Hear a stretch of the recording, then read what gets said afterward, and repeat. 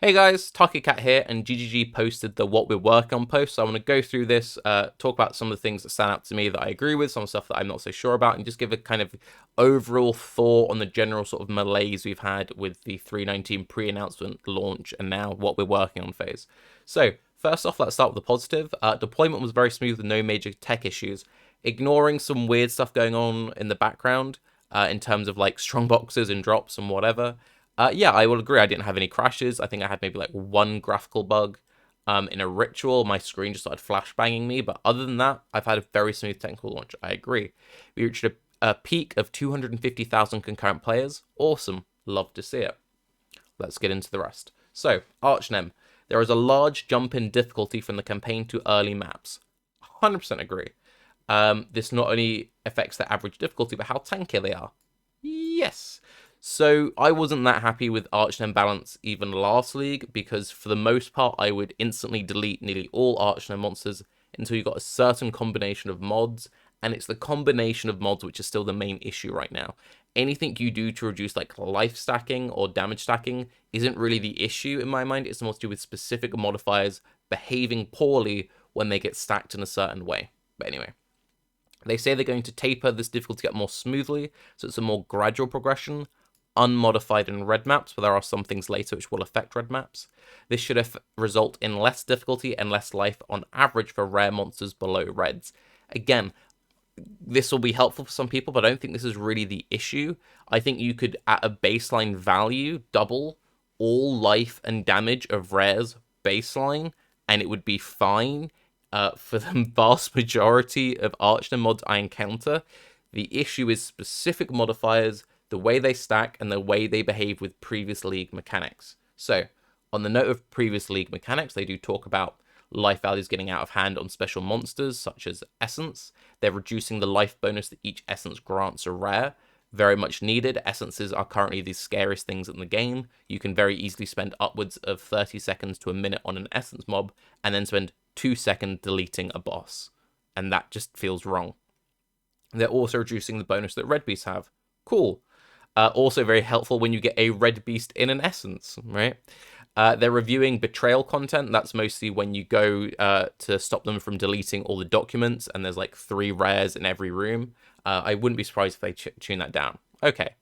I still think this kind of misses the mark, because it doesn't really look at the fact that it's to do with specific stacking mods, not so much the life. But yeah, reducing the life will help, but I feel like it doesn't really solve the core problem. Harvest. I said that I thought Harvest was going to be bait going into this league, and it was with its current tuning. They are going to retune it slightly. They specifically talk about how there's going to be some life force tuning in pre-red maps, so they're kind of happy with where it is in red maps if you're fully invested into it from a spec point of view. I've seen some players who have fully spec'd into it and tested it and say like they don't feel like it's enough in reds. So if you're one of those people who feel like you don't get enough, well, you're still going to feel like you don't get enough in red content fully invested, but if you felt like it was nearly there, then this change might be good for you. For me, I've never particularly liked the implementation of Harvest. Even with this change, I knew I was going to block Harvest. I'm going to block Harvest this league. They could triple the life force, I would still block Harvest, so this doesn't affect me. What I will say, though, when GGG said they were going to remove a lot of filler modifiers, I really wish that had been documented clearly in the patch notes. Because what GGG thinks are filler modifiers and what a lot of the player base thinks are filler modifiers aren't necessarily the same thing. Talk about stuff like recoloring, easy access to links, so on and so forth. You could say that's redundant because you already have that on the crafting bench. Fair. But for a lot of players, Harvest was a way to get like their first initial early set of gear. And with the current balancing of the game, they feel like they've lost that access to easy initial gear crafting through Harvest. They've lost it through Essence, because Essence is so difficult. They've lost it through just playing the game and collecting currency, because there's less general loot dropping, and it's all based on defeating these very difficult rares. And if you can't defeat the rares and you have to skip them, then you're skipping the vast majority of loot you're encountering in that map. A lot of players have had their core progression just slowed down. I'm still on a 4-link because I haven't had anything more than that, except for I did get one 6-link mace drop, which isn't any good to me on a lightning trapper. But anyway, I feel like the main situation is a lot of players, especially players who aren't used to SSF and crafting their own gear, I feel like they don't have the tools to craft their own gear, and they don't have access to the currency to purchase gear, especially since Lake of Kalandra, you actually do get quite decent rewards from it. I've had some pretty cool things come from it, but that's from making incredibly difficult lakes, and you need a certain level of power to clear those lakes. It reminds me of launch Diablo 3 in Inferno, where you needed like Act 3 Inferno gear to clear Act 2 Inferno. And if you're an experienced enough player and you're on a good enough build, you don't have that issue, but a lot of people are having that issue currently. One thing on here which I found quite amusing, and this does read a little passive-aggressively, I will say, is this patch about players saying that sometimes harvest counters don't drop any life force. I had this in the first harvest I ran. They said this was an effort to reduce the number of clicks after an encounter. I could actually see that that is a genuine statement, and that wasn't kind of like a screw you statement, but it does kind of read as a screw you statement. There are other ways to reduce the number of clicks. You could have it so that you have to defeat the entire crop, and then once the entire crop has been defeated, they then drop everything in one massive big stack. Yes, you would lose out on some drops if it's a situation if you can only clear half a crop, then had to leave. But if they really want to reduce clicking, have it so nothing drops until you defeat the entire crop. Make it a delayed thing, kind of like when you had like an ultimatum loot explosion, or when you do an alva, it all just drops in the end in one massive big stack, if that's what you really want to do to reduce the amount of clicks. So, yeah. Lake of Kalandra, we're increasing the rewards from both league and non-league encounters throughout the lake, particularly at higher map levels and higher difficulties. Cool. As I said, I've actually found some quite neat things in there, but it's very spiky. I would say the game generally feels very spiky in its loot.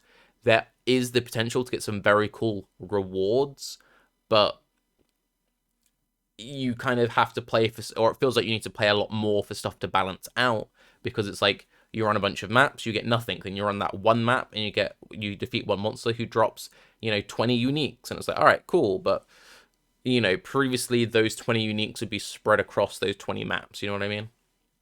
They've also raised the occurrence rate of the reflecting mists.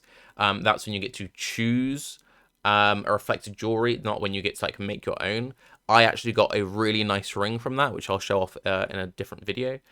So yeah, I'm excited to get more of those mists. It kind of has the talisman problem to an extent, where because it's completely random, the vast majority of the ones you're going to get aren't going to be any good. But when you do get a good one, they are insane. Like, the ring I've got is stronger than any other piece of gear on my character. Really, really good.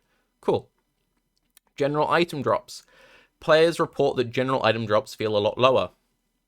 There are two changes we made. The first is the rate of encountering rare monsters has been reduced, so you are fighting, killing, and receiving rewards from fewer monsters than before.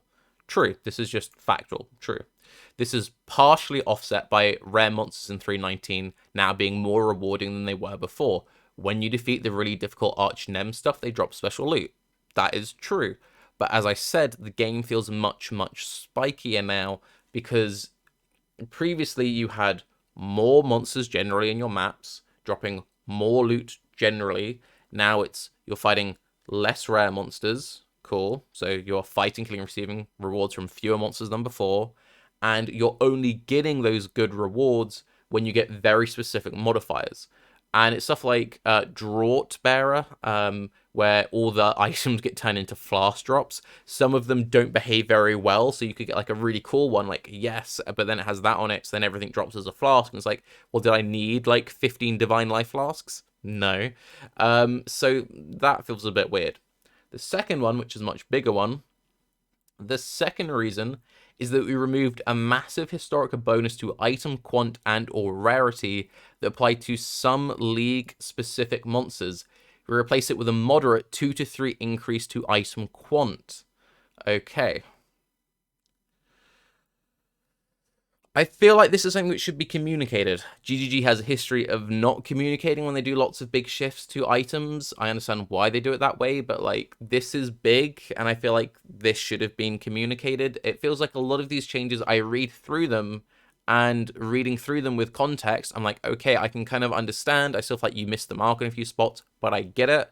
But it's like, if you're not providing any context, then you're leaving players to just speculate and come up with wild theories. And if you have people who are generally unhappy left to speculate, They're only going to speculate negatively. That's not really what you want. Having stuff be mysterious in your game and have players not really certain how things work makes sense and is fun when players are having a positive experience, because then it's a positive speculation and a positive, like, oh, I wonder how this works cycle, rather than a negative cycle. And the game definitely suffers from doom scrolling.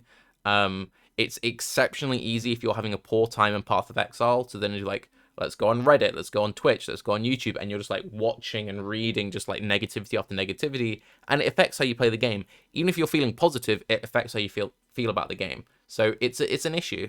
I feel like communication does need to be better. There have been no other reward-affecting changes that we are aware of, but we will investigate to see if there are any anticipated consequences of some other changes. Our intention with these changes is to modify certain league content that was out of line with other content so it has a similar reward profile. Heist, by the way.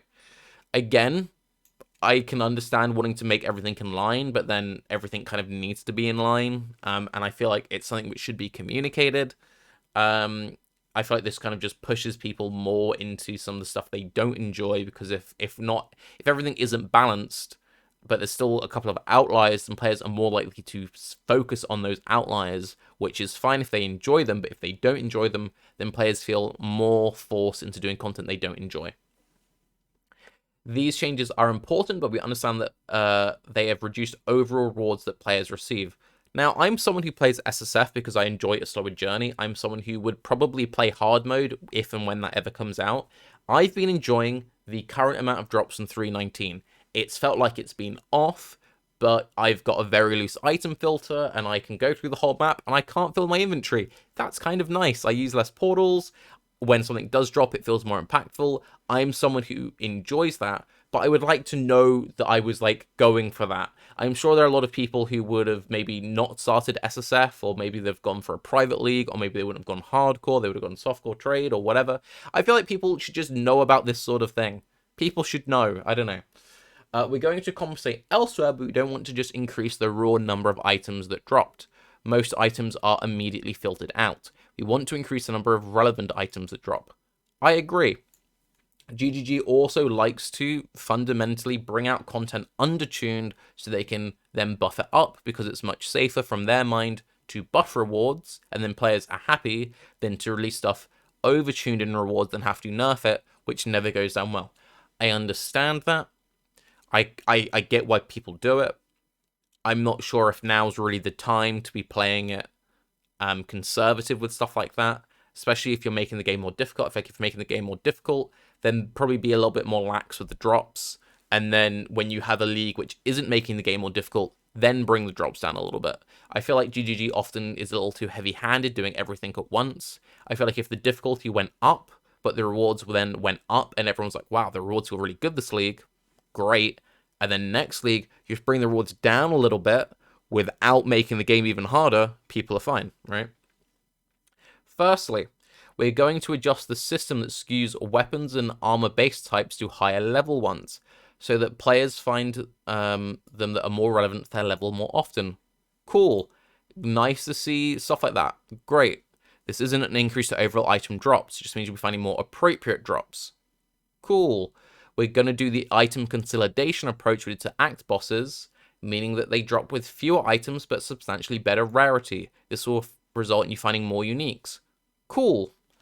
This stuff is great. Would have been good to have had this before. Would be good to have this stuff kind of being like, hey, we're messing around with some stuff right now, but we're working towards a Loot 2.0. This is stuff that I feel like should kind of be in a development manifesto. But, is what it is. It's worth noting there is a widely shared clip of a player opening an Arc in a strongbox and receiving no items. I've had very similar things happen to me myself, where I've opened strongboxes and had very weird loot returns. There have been clips of people doing Kartos and getting like 40 maps from it. It feels like there's something weird with strongboxes right now, and this is kind of what I'm talking about when it feels like when players don't know what's happening, and then something odd happens and people are in a negative mindset, then everything becomes wildly speculative. It's not a situation of, oh, I'm getting bad RNG. It's like, no, the entire game is bugged. And I don't think players in an ARPG especially should ever be unsure if the loot is bugged. that's not a good place to be. But anyway, they're looking into it. They're going to hopefully fix it. They think they know what the issue is. Cool. The changes aren't final. We wanted to communicate our current thoughts immediately rather than wait. I agree. Would have been nice if we had some semblance of a GGG post before this point. It feels like generally there was kind of like something's wrong, players unhappy. They kind of like went away a bit. They've had lots of internal discussions. Yes, they've come out and they've made a video, first thing on the Monday. Great, but it feels like in previous leagues we would have had something on the Saturday or the Sunday after launch being like, hey, we're aware, we're working on something. Some of these changes are going through. A lot of these haven't gone through yet. So we're kind of just in a wait and see sort of situation, which isn't ideal. And I just want to kind of like wrap up on something I said on Twitter because I feel like it just summarizes everything kind of succinctly. So waking up to this is bizarre. This is actually my initial reaction as I woke up. I tweeted this. Since then, I've kind of gone about my day. I've calmed down. I've thought. I've processed. And I'm making this video.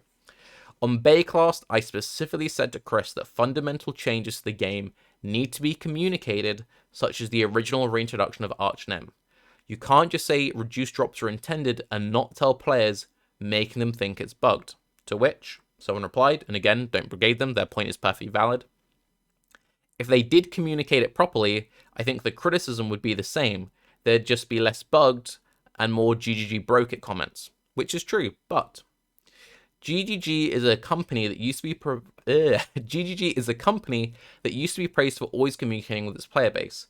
If GGG doesn't have the confidence to stand publicly by its decisions for fear of community backlash and would rather make massive stealth changes behind the scenes, then both sides are demonetized. And it's a hard one. They don't want to act too quickly. They want to make considered changes. They're not doing stuff maliciously. They're not going out of their way to be like, how can I reduce Timmy's fun today? You haven't got like Chris just sat at home going, okay, so I hate players. How do I make players have less fun? That's not the case. They're doing what they think is the right thing. I've been enjoying the game.